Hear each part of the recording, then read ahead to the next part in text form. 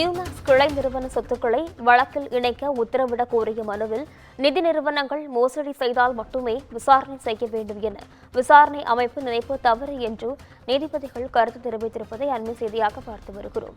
இதுகுறித்து முழுமையான விவரங்களுடன் செய்தியாளர் சிவகுமார் இணைப்பில் இருக்கிறார். வணக்கம் சிவகுமார், விவரங்கள் என்ன பதிவு செய்யுங்க?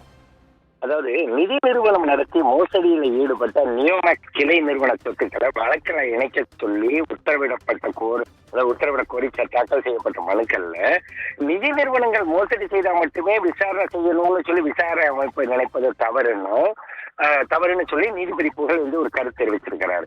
அதாவது நியோமேக்ஸ் நிதி நிறுவன மோசடியில பாதிக்கப்பட்டவர்களுக்கு இதுவரை 10% கூட நிதி திரும்ப பாதிக்கப்பட்டவங்களுக்கு கொடுக்கப்படலை அப்படிங்கிறது வேதனை அளிப்பதாக குறிப்பிட்டிருக்கிற நீதிபதி நியோமேக்ஸ் நிதி நிறுவன மோசடியில பொருளாதார குற்றப்பிரிவு அறிக்கையை திருப்தி அளிக்கல அப்படின்னு சொல்லி தெரிவிச்சிருக்கிறாருங்க.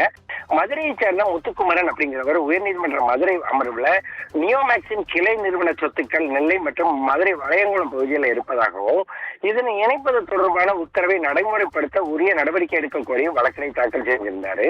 இந்த வழக்கை விசாரித்த நீதிபதி புகழேந்தி தமிழ்நாடு வைப்பாளர் பாதுகாப்பு சட்டம் இது போன்ற பிரச்சனைகளை தடுப்பதற்காகவே கொண்டு வரப்பட்டதுன்னு பொருளாதார குற்றப்பிரிவினர் இது போன்ற பிரச்சனைகள் தொடர்பாக புகார்கள் வந்தால் மட்டுமே நடவடிக்கை எடுக்க வேண்டும்னு நினைக்கிறாங்க. ஆனா ரிசர்வ் வங்கியால அனுமதிக்கப்பட்ட அளவை விட அதிக அளவுல வட்டி வழங்கும் நிதி நிறுவனங்கள் தொடர்பான பொருளாதார குற்றப்பிரிவு காவல்துறையினருக்கு தெரிய வருகையில அந்த நிறுவனங்களோட விவரங்கள் புகார்கள் எழுந்துள்ளனவாங்கிறதும் தொடர்பாக விசாரிக்க வேண்டும்னு சொன்னதோடு இல்லாம இது போன்ற விவகாரங்கள்ல குற்றவாளிகள் தண்டிக்கப்படுவதை மட்டுமல்லாமல் பாதிக்கப்பட்டவர்கள் தங்களது தொகையை திரும்ப பெறுவதற்கு உறுதிப்படுத்த வேண்டும் தெரிவிச்சிருக்கிறாங்க.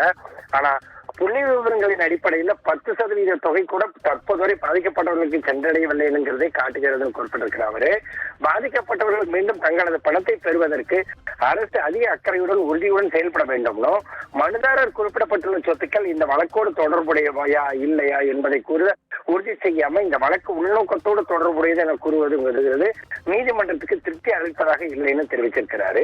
எனவே மனுதாரர் குறிப்பிடும் சொத்துக்கள் இந்த வழக்கோடு தொடர்புடையதனா என்பதை உறுதி செய்து உண்மை எனில் அதனை இணைக்க உரிய நடவடிக்கை எடுக்கணும்னு சொல்லி இந்த வழக்கை தற்போது முடிச்சு வச்சிருக்கிறாங்க. நிஷா,